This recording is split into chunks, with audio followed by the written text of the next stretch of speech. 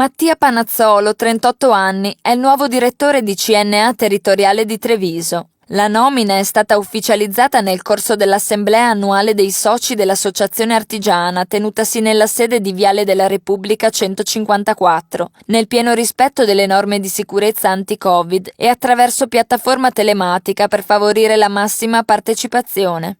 Presente per l'occasione anche il presidente regionale di CNA Veneto, Alessandro Conte. Panazzolo prende il testimone da Giuliano Rosolen, che ha guidato per quasi 30 anni la CNA Territoriale di Treviso, facendola crescere in quantità e qualità. I prossimi mesi saranno sicuramente molto impegnativi da un punto di vista economico e sociale. Il compito della nostra associazione sarà quello di essere a fianco all'imprenditore ogni giorno, come fatto sempre anche nel momento del lockdown, per aiutare a analizzare quelli che possono essere gli aspetti critici di questa situazione e anche a cogliere quelle che possono essere però le opportunità. Il tessuto imprenditoriale della provincia di Treviso ha dato dimostrazione non da oggi di essere molto attivo.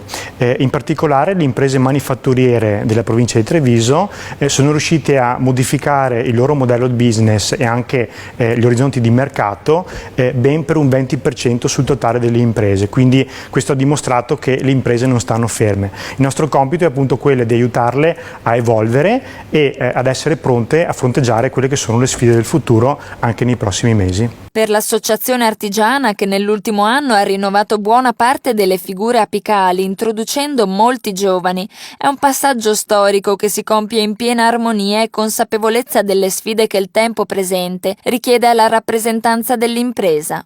L'obiettivo di CNA è quello di favorire una costante crescita e un miglioramento dell'attività di supporto e rappresentanza delle piccole e medie imprese.